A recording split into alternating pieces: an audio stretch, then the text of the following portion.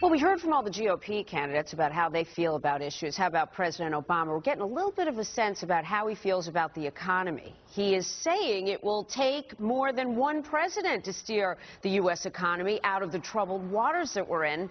That's in an interview on tonight's 60 Minutes. Mr. Obama adds he didn't underestimate how tough things would be, and he didn't overpromise voters.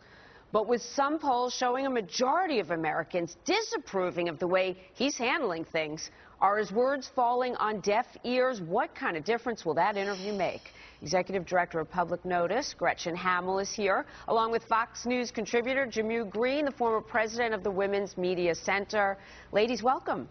Good morning. Hi, good morning. Jamu, this interview makes some interesting statements we haven't heard before. The president says, oh, no, it can't be fixed in the next couple of years. In fact, it might take more than one president to do that. Explain the strategy when you're looking for re-election. The strategy is clear. It's truth-telling. I think it's great to hear a politician, our elected officials, actually tell the truth. And that is exactly what President Obama said, because it took decades to get us here. Unrigging the system that has basically put the middle class in a position where they're unable to, through their hard work, achieve the American dream. That didn't happen overnight, and it actually didn't happen just under George Bush's watch. It's been happening. Income inequality has been happening for decades, and it is going to take more than President Obama. It's going to take more than a Congress that refuses to act on whether it's payroll tax cuts or many of the other issues they've refused to act on, and it's going to take a recommitment to understanding that the system is broken and has been rigged against hardworking Americans, and it's time for those to understand that it's not sustainable. They have to contribute in some way to a fairer system where hard work actually pays off. That's not where we are right now. Let Gretchen weigh in here, because Gretchen, let's face it, people elect the people that they think can get things done. And if this is a do-nothing Congress with low approval ratings, let me put up a Fox News poll that was just taken on President Obama's approval and disapproval ratings. And the disapproval number has gone up.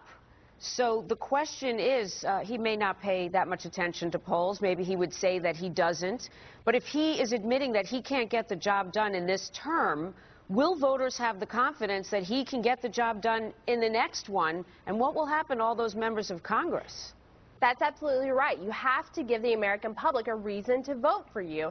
And like she said, he is telling the truth, maybe, but why did he just now find this truth? He actually set some high markers for himself back in February of 2009 when he signed in the $800 billion stimulus. He said that unemployment, he and other White House officials said, that unemployment would not get above 8%, that it would create millions of jobs when it only, some say, created 2 million jobs.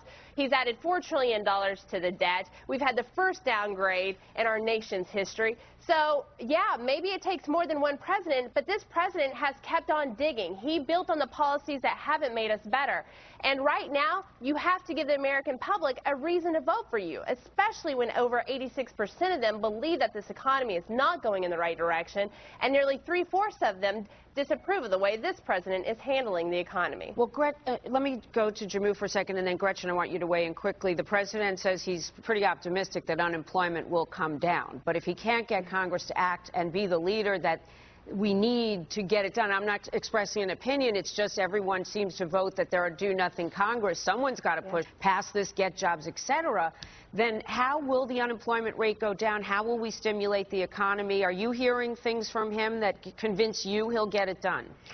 Absolutely. Not only hearing things from him, but the executive orders that he put in place when the Congress refused to act on the American Jobs Act.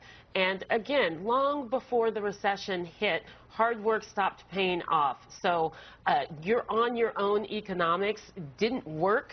It's what has gotten us here, and I'm confused when I hear Gretchen say that he built on the policies that didn't work. It's actually all of those folks who were on the stage last night in the debate who want to return us to those policies that didn't work, and he has steadily been digging us out of it. He started with 800,000 jobs being lost every month. Jamu, We've come far. Gretchen, quick, I got 15 seconds. Well, Washington doesn't create jobs. Washington puts in place policies that allow jobs to grow. And right now, when we have a temporary tax system that we're debating every December, when we're $15 trillion in debt and we continue to have unnecessary regulations and not governed, but governed by executive order, we are not putting in place policies that can allow this economy to grow and produce jobs. All right, got to go, ladies. Jamu and Gretchen, great to have you here. Thank you. Thanks, Jamie.